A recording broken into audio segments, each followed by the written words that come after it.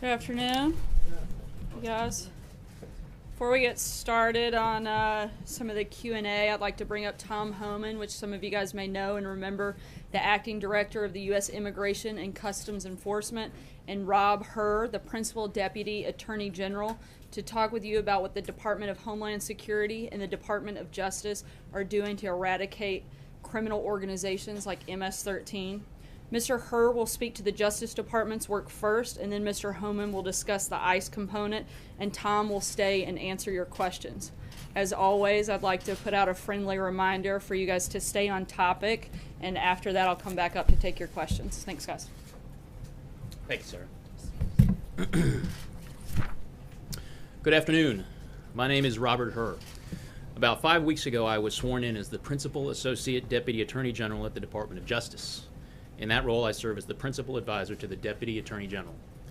I appreciate the chance to talk to you about the Justice Department's aggressive efforts to achieve this administration's goal of dismantling the transnational gang La Mara Salvatrucha, also known as MS-13. As you all know, the President is traveling to Long Island tomorrow to talk about our fight to eradicate the violent threat of MS-13.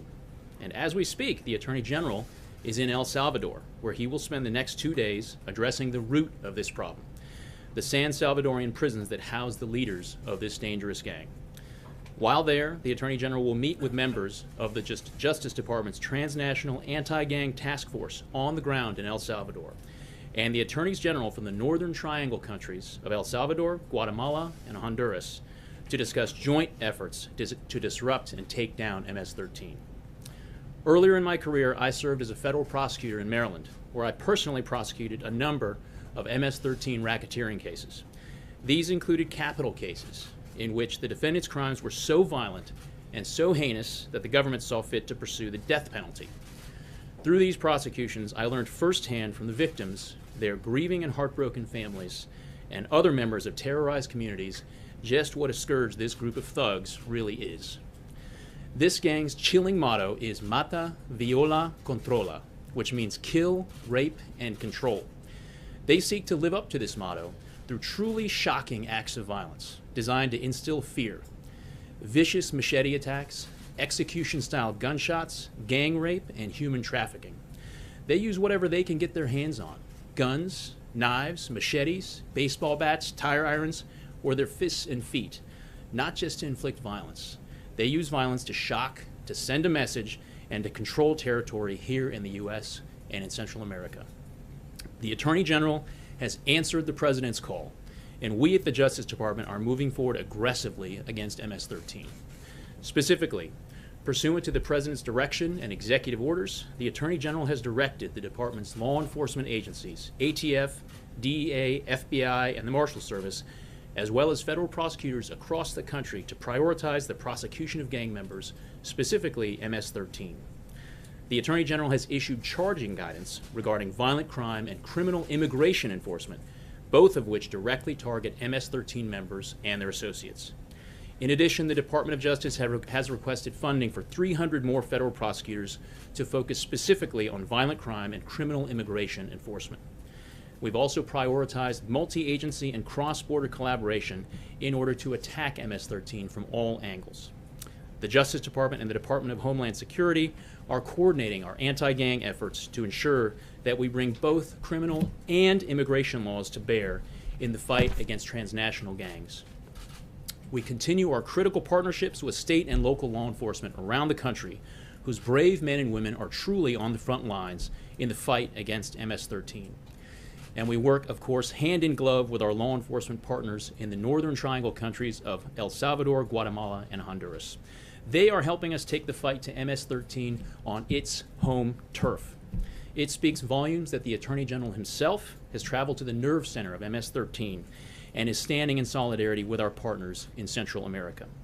Indeed, earlier today, just hours ago, El Salvadorian prosecutors announced that they have filed charges against and arrested over the past 36 hours hundreds of members of MS-13 in El Salvador.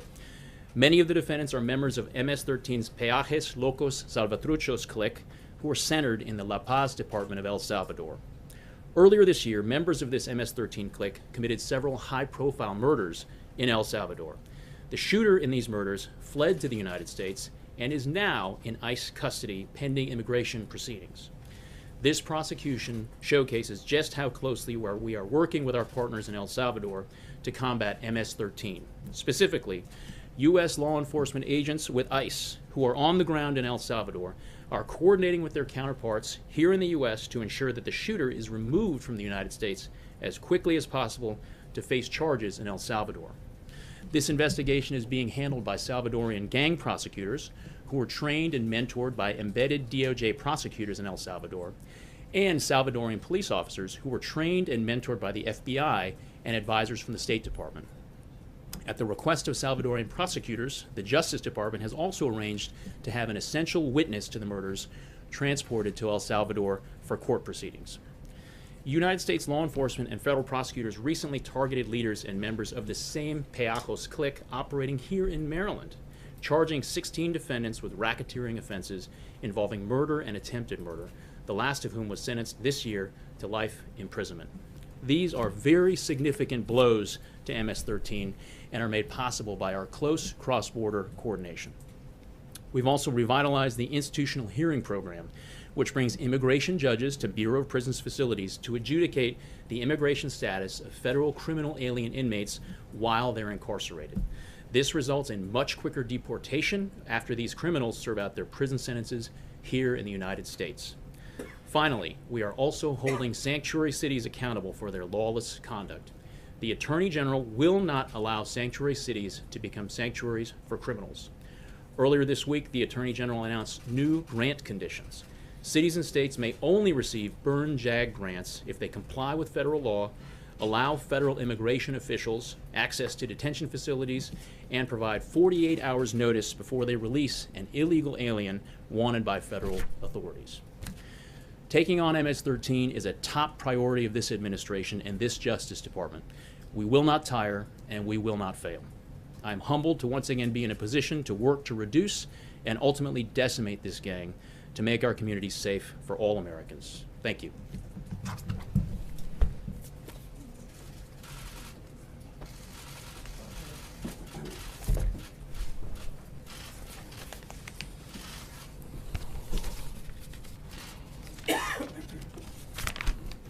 Good afternoon. I'm Tom Homan. I'm the Acting Director of U.S. Immigration and Customs Enforcement, known as ICE.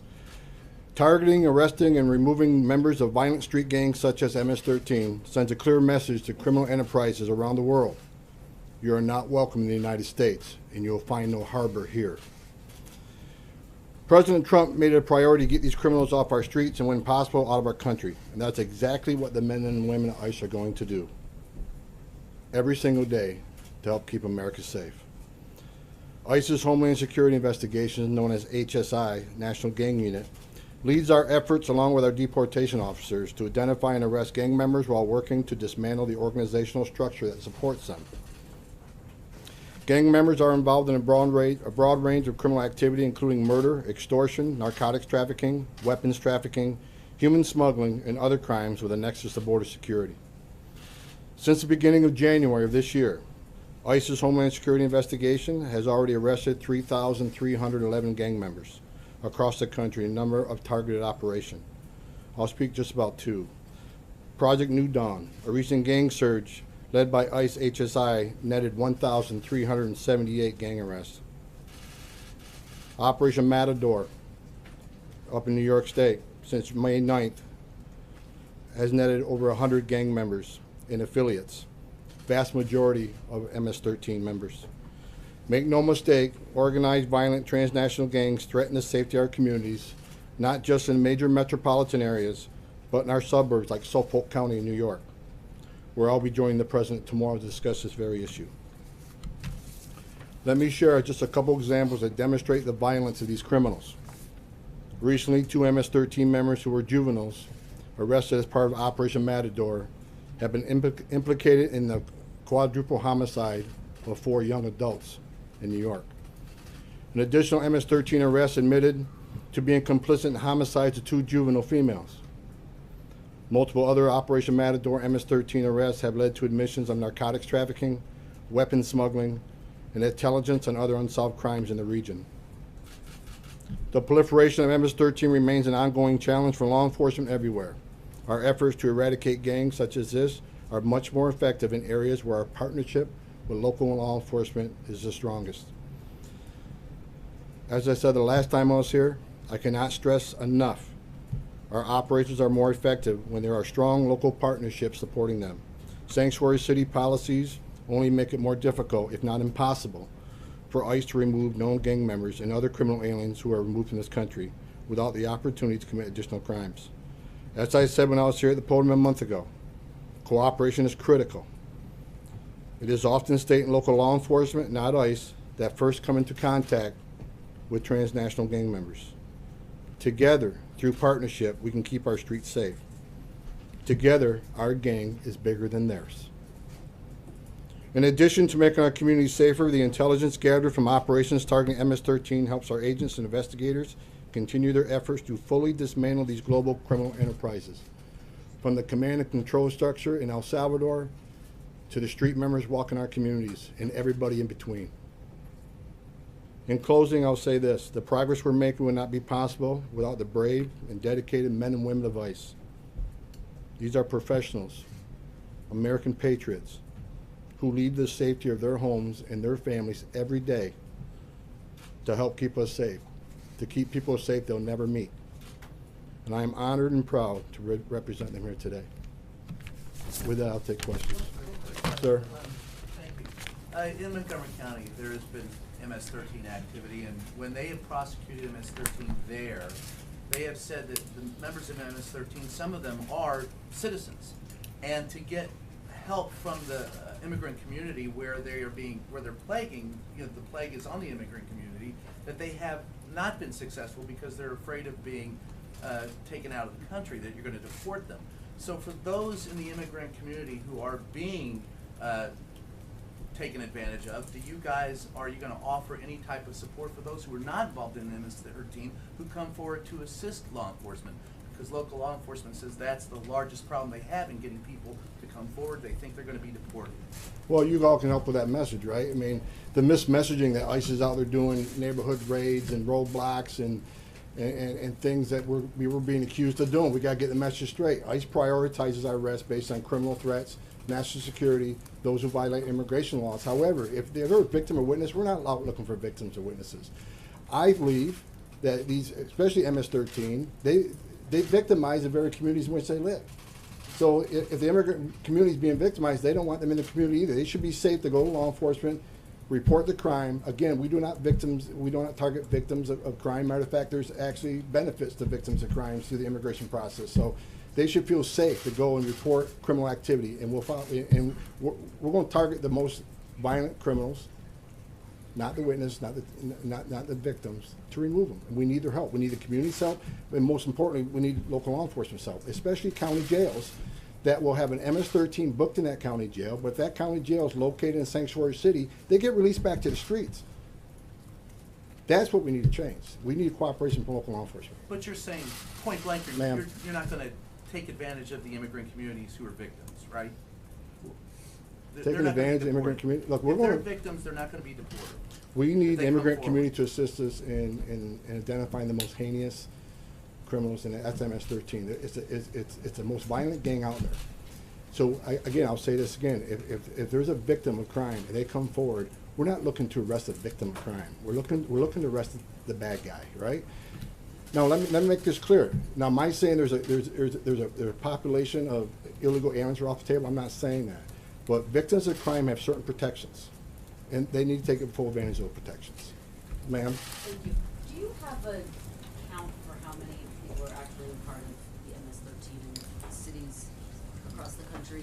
And what has the reaction been from sanctuary cities to the new policy that was announced earlier this week by the Attorney General? And if you could speak broadly about, obviously the President's been very critical of the Attorney General recently. He is overseeing everything that you're talking about.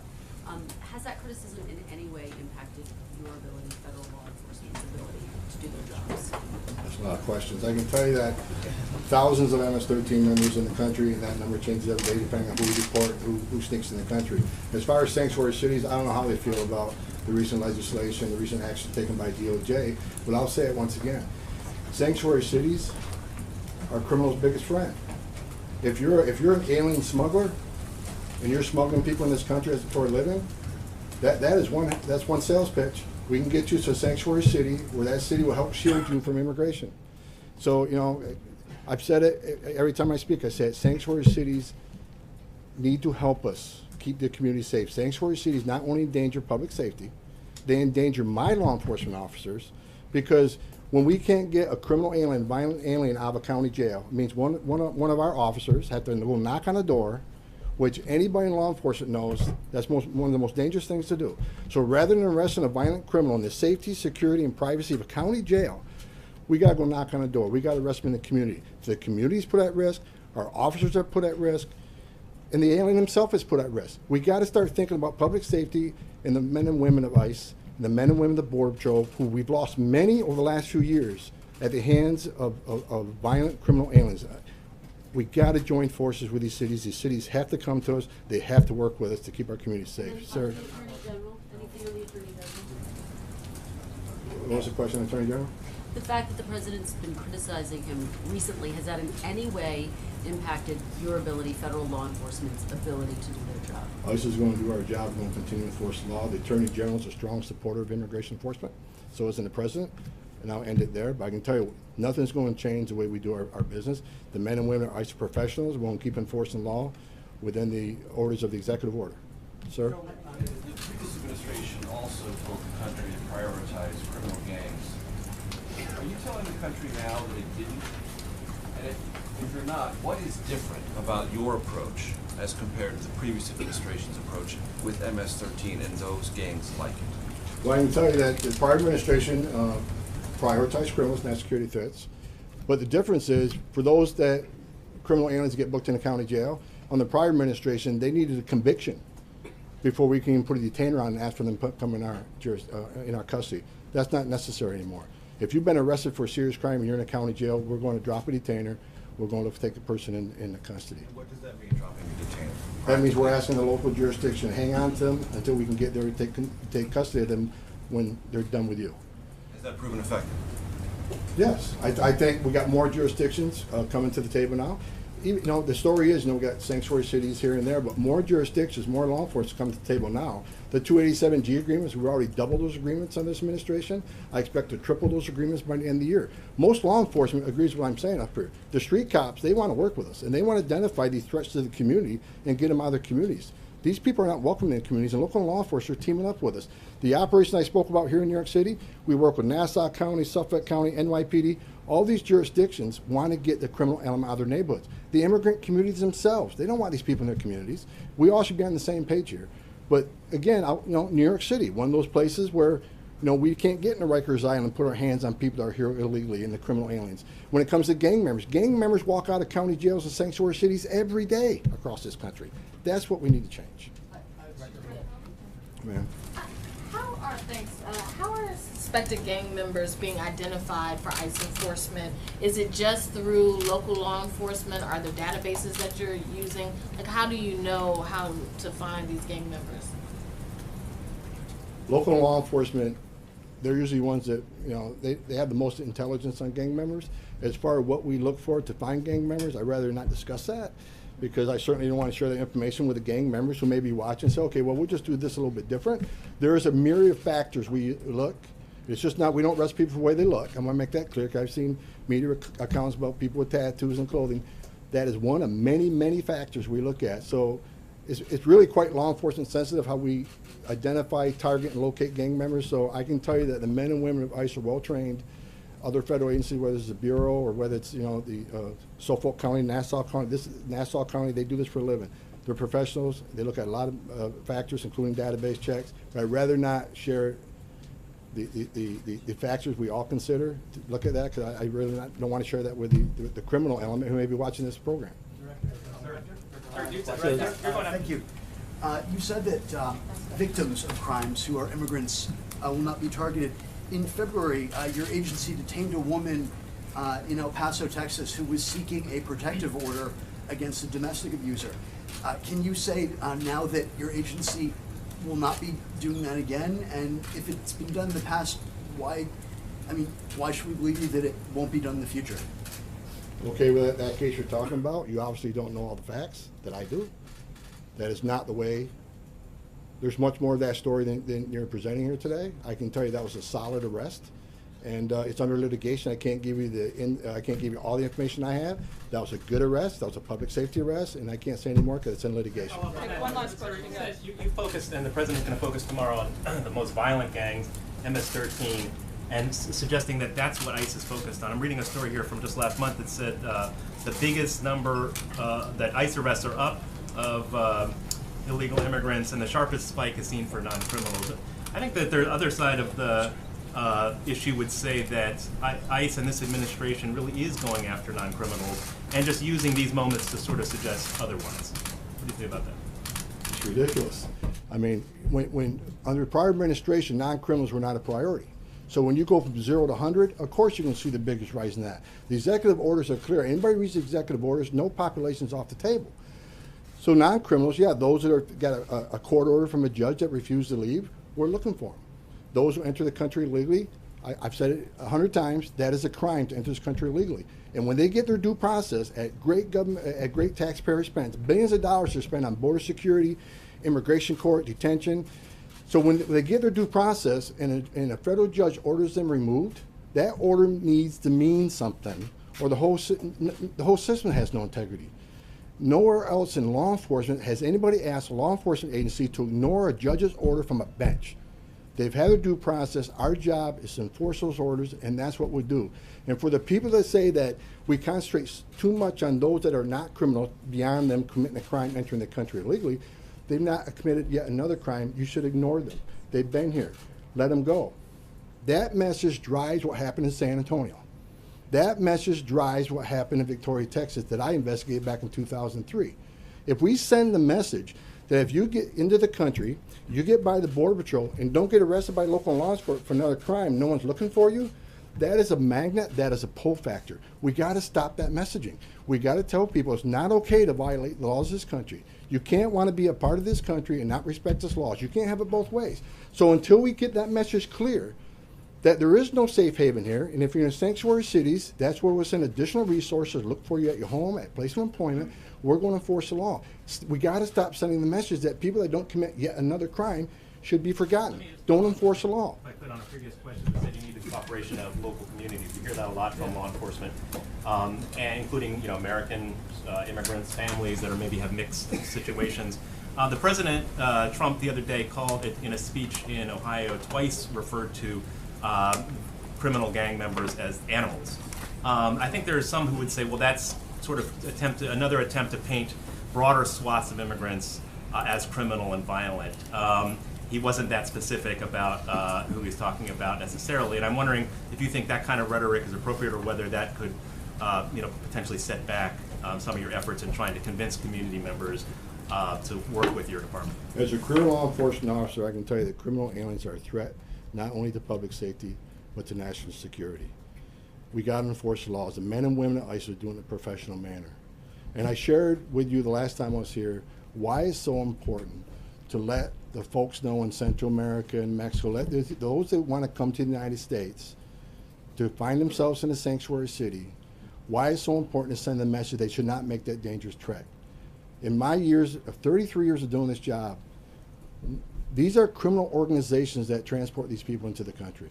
The same organizations, the same illicit pathways that smuggle drugs, smuggle weapons, and smuggle people that want to do harm to this country. And by continuing to ignore that segment of the illegal population, we are bankrolling these criminal organizations. As I said earlier, sanctuary cities, that's the alien smuggler's best friend. That's their advertisement. We'll get you to a sanctuary city. And I'm telling you, what I've seen in my career, I've seen people that were killed could not pay their smuggling fee. I've seen, we talked to women that have been raped, children's been molested, people have been killed. I shared with a media yesterday in Phoenix, Arizona, during the hostage crisis several years ago, people couldn't pay their fees. The fees would double once they got it. They couldn't pay the fees. We rescued one man who was duct taped from head to toe. His whole face and head were duct taped, and had a hole poked in the mouth with a straw so he could breathe for 2 days. When I was in Victoria, Texas, I did stand in back of a tractor trailer in 19 Dead Aliens with a 5-year-old that suffered What do you think that 5-year-old went through the last 30 minutes of his life? What do you think his father went through the last 30 minutes of his life, looking down his child, knowing he couldn't help him because they're locked him back to the tractor trailer? I'm not calling anybody anymore. I'm saying there's those who break the law and those who don't break the law. You got to respect the laws of this country. There's millions of people that are members of society that enter this country the right way, and that's what we need to push. We need to push. Enter this. There's a legal way and an illegal way. We got to be pushing the legal message out there and stop sending this message that if you don't commit yet another crime beyond the crime you committed when you came to this country, that it's okay to be here. It's not okay to be here illegally. It's not okay to violate the laws of this country. We're going to enforce law. That is why, with everything you're reading right now and all these horrific events, that's why we need more. We need the 10,000 officers that President Trump has promised, so we can go after these gangs even harder in the criminal alien population. We need the border wall. Border wall is one more tool in the toolbox that might prevent some of the things from happening. That is why what President Trump is asking us to do, that is what he's proposing for border security, makes sense to the law enforcement community. Not just Tom Homan at ICE, but the 20,000 men and women that work at ICE, the 20,000 Border Patrol agents that wear the uniform and step on the front line every day. We need this help. We need these executive orders to make sense of what we do every day. Thanks so much, Tom. We really appreciate it.